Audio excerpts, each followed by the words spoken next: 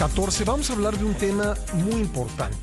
Está aquí conmigo en la mesa del programa la periodista Viviana Belsazo, que nos trae su libro Sin bajar la guardia. ¿Por qué digo que es muy importante? Porque nuestro país está viviendo un problema muy grave de inseguridad, pero en general hablamos del problema de inseguridad pues en términos numéricos, en términos a veces un tanto alejados de lo que está pasando en la realidad concreta. Y Viviana, en su libro, que se llama Bajar la Guardia, publicado por Planeta, que aquí lo tengo, lo aterriza al nivel personal y nos dice qué tendríamos que estar haciendo nosotros para estar preparados para vivir en un país y en una ciudad que tiene un alto grado de inseguridad. ¿Cómo estás, Viviana? Gusto tenerte en el programa. Pascal, muchísimas gracias por invitarme a este espacio tan importante aquí en Grupo Imagen. Muchísimas gracias a toda tu audiencia y buenos días. Buenos días. Bueno, tú nos dices en tu introducción que es muy importante conocer el entorno en el que estamos, detectar los peligros a los que uno y la familia están expuestos, aprender a identificar situaciones de inseguridad, y saber, y esto es tremendamente relevante, saber qué hacer en el momento que enfrentamos una situación de peligro. Bueno, lo que yo he querido lograr a través de este manual es que viviendo en grandes ciudades evidentemente estamos en riesgo y de alguna manera si tú tienes información y estás preparado o puedes evitar el delito o puedes saber cómo reaccionar. Para eso, bueno, yo digo que es mucha responsabilidad poder hacer un manual de seguridad personal porque te puede salvar la vida o no. Lo que yo hice fue buscar a los expertos en cada uno de los temas. Este libro está lleno de voces de expertos y de testimonios, ¿no?, de víctimas. Testimonios, sí. A todos me ha tocado cubrir o platicar con ellos, sí, en algún momento de mi carrera. Son los que están puestos estas historias dentro de este libro. Y lo que me decían, con mucha literatura que tuve, fue, hay un general que se llama el general Cooper en los Estados Unidos, y él te decía que el 85% de los delitos se podían prevenir si sabías cómo anticiparte al delito. El 15%, pues hay que saber cómo reaccionar ante una situación así, y el 5% es suerte. Entonces la cifra en donde puedes estar preparado para anticiparte, para poder desarrollar esta intuición y poder saber dónde está el depredador, te puede salvar la vida. Sí, es muy importante lo que dices, que no podemos, en un país con inseguridad, en una ciudad con inseguridad, no podemos ir por la vida sin estar alertas. Yo de repente veo a gente, la vemos todo el mundo, no es que tenga, digamos yo, un don de observación particular, pero veo a gente que para el vehículo, es decir, hace bien en parar el vehículo para contestar un mensaje. Es muy mala idea y además está prohibido pues ir manejando, ir texteando, ¿verdad? Entonces la gente detiene el vehículo, el motor encendido y está contestando un mensaje. Pero eso la vuelve, por ejemplo, tremendamente vulnerable. Ese es el momento ideal. Los delincuentes siempre van a escoger a su víctima. Sí. Y entre escoger a alguien que está atento al volante, que está guardando su distancia para poder huir con el coche de adelante, o al que está estacionado, como dices tú, mandando mensajes, chateando y en la luna, evidentemente van a ir tras el que esté distraído. Claro. Bueno, y en los capítulos del libro presentas pues diferentes tipos de situaciones. Déjame rápidamente, hablas de situaciones de violencia familiar, robo a casa habitación, violaciones y abusos sexuales, cuidado de los hijos adolescentes, drogas y adicciones, asaltos, secuestro, que es un capítulo en el que me quiero detener, si tú me lo permites, seguridad digital, seguridad en el trabajo, vecinos peligrosos. ¿Qué hace uno con un vecino? Es decir, si uno sabe que el vecino está metido en actividades delictivas, ¿qué debe hacer, no? Porque es delicado, ¿no? Bueno, ahí hay que tener mucho cuidado. Nunca hay que enfrentar a un vecino peligroso porque, sí, para empezar, conoce perfectamente el movimiento y sabe perfecto dónde vives, quién eres, cuántos hijos tienes, a qué hora sales. Ahí hay que hacer denuncias anónimas y muchas veces pueden ser incluso con un teléfono celular que compres en alguna tienda que nada más hagas la denuncia y cuelgues, porque sí puede llegar, según la fuerza que tenga este vecino peligroso, puede ser muy peligroso. Pero sí hay que hacer esta denuncia anónima porque muchas veces pues las autoridades sí llegan y sí actúan contra estos personajes. Bueno, también estrés postraumático, en fin, son muchos capítulos, no vamos a alcanzar a abordarlos todos y por eso yo sí le recomiendo a la gente que compre el libro y lo lea porque le va a servir en su vida diaria. Por ejemplo, un tema que, digamos, le sucedió a alguien de mis afectos, la sumisión química. Fue a un bar, le pusieron algo en la bebida, lo drogaron y después le robaron todo, ¿no? Fíjate que este manual surge, soy mamá de adolescentes, ya casi adultos, y de repente te cuentan muchas historias que ha pasado a gente conocida, de repente a personas que yo también conozco, porque no estás exento de cualquier edad o sexo para que te droguen de alguna manera con sumisión química. Y entonces me di a la tarea de investigar a fondo qué sucede con esta droga. Para empezar, no salen los antidopings. Entonces muchas veces tú ves raro a la persona, la llevas al hospital, pueden pensar que es daño neurológico. Ajá. Y es esta droga que lo que hace es que te hace perder la voluntad. Muchas veces sucede, por ejemplo, para las mujeres, sí, en las estadísticas te demuestran que muchas veces es para abuso sexual y para que pierdas tú la voluntad. Para los hombres, para asaltarlos. Debo decir también que sucede. Pero se han muerto personas en esto. Se han muerto muchísimas personas con sumisión química, pero también te voy a decir qué pasa. Sale el hombre de edad media, ajá, casado porque le ven el anillo, y entonces lo drogan, se lo llevan a lugares donde hay mujeres, le sacan fotos y lo extorsionan eternamente. Claro. Y entonces le dicen, tengo fotos tuyas, si no me depositas tanto mensual. Es que tantas cosas llego con tu familia y le enseño cuidarse, las fotos. ¿no? Y la persona la víctima puede tener una conducta intachable, pero ya está en una situación en la que lo pusieron porque lo sometieron químicamente. Es que hay muchas drogas nuevas y lo he dicho muchas veces. El mercado de la extorsión cambia a raíz del mercado de las drogas. Sí. Con la producción de fentanilo se necesitan mucho menos personas. Entonces, ¿qué ha sucedido? Se ha hecho un mercado enorme que manejan Cártel Jalisco Nueva Generación, Cártel de Sinaloa, con estos enormes call centers para estar extorsionando todo el tiempo. Entonces, pues les ha cambiado el mercado de la droga. También, por otro lado, las drogas el día de hoy son mucho más mortales porque el fentanilo, un poquitito de droga de fentanilo de más, lo que hace es que te mata. Sí. Y las hacen ya en cocinas, entonces necesita mucho menos gente. Entonces, tenemos dos vertientes. Una, todo este crimen organizado que se está dedicando a la extorsión y, por otro lado, todos estos personajes que están metiéndole fentanilo a muchas otras drogas, a la cocaína, a otras drogas para hacerlo mucho más adictivo. Y luego tenemos todas estas drogas que están vendiendo ahora de élite, como las bolsas y como los perfumes y como todas estas experiencias que te las venden como si fueran finísimas, como la Coca Chanel, que muchas veces le meten también fentanilo.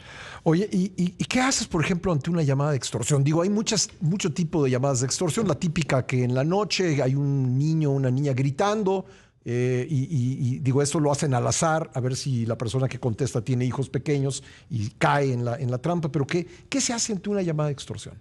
Inmediatamente colgar y saber que es una llamada de extorsión. Creo que es muy importante. Hay muchas Pero ante la duda. Ante la duda, colgar y tratar de localizar a tu ser querido. Y también creo que es bien importante, por ejemplo, hacer reuniones con tus seres queridos. No solamente en caso de extorsión, sino decir, a ver, ¿qué hacemos si alguien te marca? Yo nunca te voy a hablar, Pascal, para pedirte dinero. Si necesito dinero, voy a venir a tu cabina y te voy a decir, Pascal, préstame dinero. Entonces, saber que nunca vas a pedir dinero, explicarle muchas veces, sobre todo a los adultos mayores, que esto va a pasar.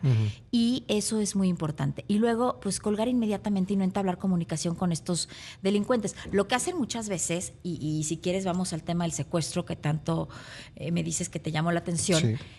Por ejemplo, hay un caso aquí y así es como operan los delincuentes tanto para la extorsión como para el secuestro virtual.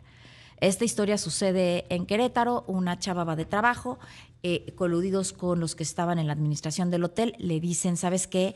Súbete al piso 1, que era separada de sus demás compañeros. Inmediatamente suena el teléfono a su cuarto de hotel. Ella siente que están ahí los delincuentes y le dicen, está tomado el hotel, tú eres parte del grupo contrario, te vamos a tener aquí. Y la tienen en el teléfono horas. Cuando te tienen el teléfono horas bajo esa situación de crisis, porque además esto es gente muy preparada, bueno, ella evidentemente les dio toda su información, todos sus contactos. Una mujer preparadísima, dedicada a la ciberseguridad. O sea, si le pasa a ella, le puede pasar a cualquiera. Para que no llegues a esos extremos, hay que colgar el teléfono inmediatamente.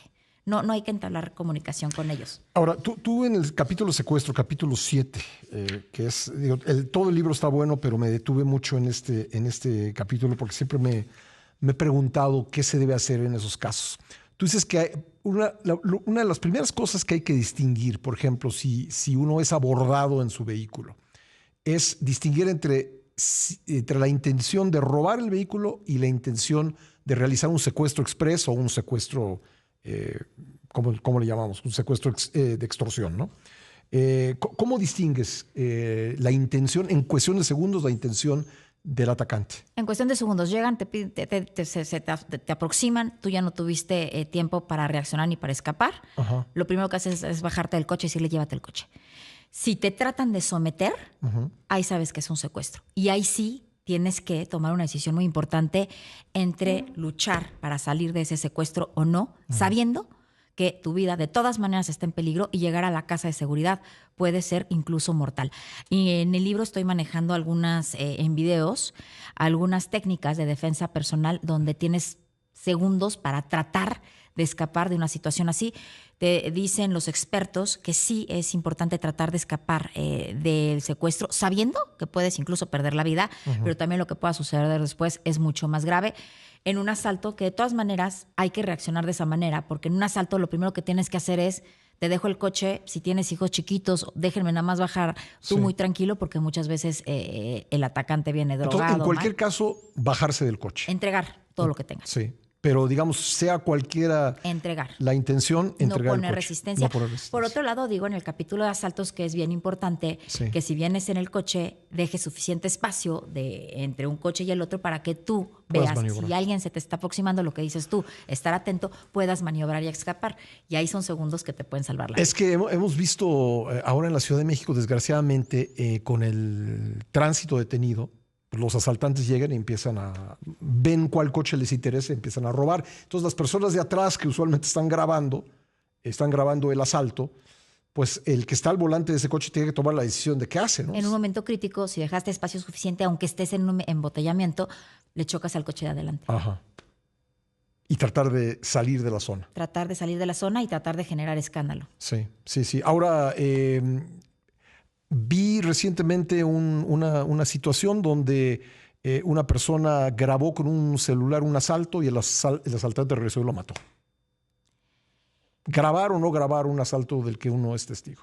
Pues yo diría que lo primero que tienes que hacer es escapar del lugar donde estés, no ponerte en riesgo antes de estar grabando. El otro día me decían, hay que verle la cara al delincuente o no. Pues no se la veas, mejor escapa, huye y trata de no presentarte en esa situación.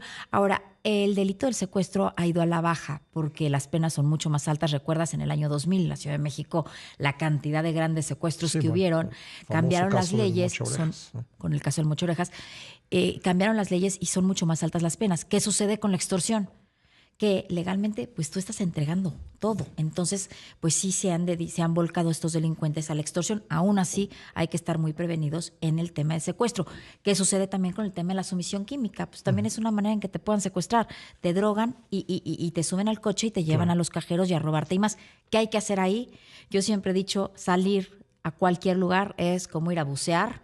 La regla es que siempre es de dos y que alguien sepa realmente y pueda distinguir si te ve distinto para que te puedas sacar de ese lugar. A ver, en los minutos que nos quedan, tocaste el tema de los hijos adolescentes, que es seguramente una preocupación de mucha gente que nos escucha.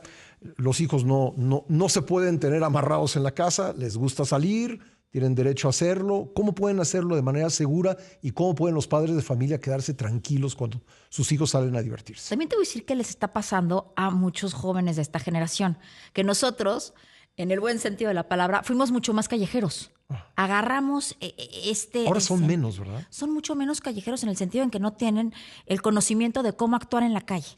Creo que lo primero que hay que hacer con los hijos adolescentes es darles la información y decirles, a ver, yo va a haber un momento, hijito, que yo no te puedo cuidar. Tú sales y tú tienes que saber tomar tus propias decisiones. Y creo que hay que darles información a los chavos. Primero, no juzgarlos ante absolutamente nada. Si te están teniendo la confianza, no juzgarlos. Si te llegan a permitir que los tengas en geolocalización, es una cosa espectacular que te puede suceder. Y decirle, a ver, no me voy a meter a tu geolocalización al menos de que sea una emergencia. Y yo así, si te llega a suceder algo, yo puedo saber exactamente cuál fue el último punto donde tú estuviste y es mucho más fácil que te pueda rescatar.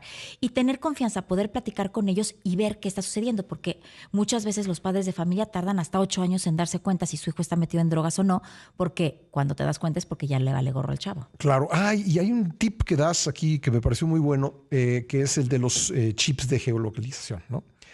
Siempre tener uno en un lugar escondido. Yo digo que sí, digo, cuesta trabajo muchas veces con los adolescentes porque dicen, ¿por qué me estás...? No, digo uno mismo. Uno mismo, sí, Uno por mismo. supuesto. Sí. Mira, es que cuando empiezas a hacer investigaciones, bueno, nosotros que hacemos investigaciones, siempre tienes que empezar de un punto. Si tú empiezas de un punto... O sea, si se te ahorra la primera parte de investigación para que puedas dar por dónde está tu hijo, dónde está tu esposa, qué le pudo haber sucedido, las cosas son mucho más sencillas. E incluso puedes coayudar con la autoridad para poder hacer esta investigación. Sí. Y muchas veces esos segundos donde encuentras a la persona pueden ser muy valiosos. Bueno, el libro tiene mucho más. Imposible pues hablar de todo su contenido en una charla como estas. Así que yo le recomiendo que lo compre, que lo lea. Ay, Pascal, se llama muchas Sin bajar la gracias. guardia, de Viviana Belsazo, Manual de Seguridad Personal. Aquí lo tiene. Y es un libro que puedes dejar en tu casa y tal vez el capítulo de secuestro le importa al papá, el capítulo de seguridad digital a la abuelita y el capítulo de sumisión química a los chavos. Entonces cada quien puede leer lo que le interese. Gracias, Viviana. Gracias por venir. Muchas gracias a ti, muchas gracias a todos ustedes. Bonito día.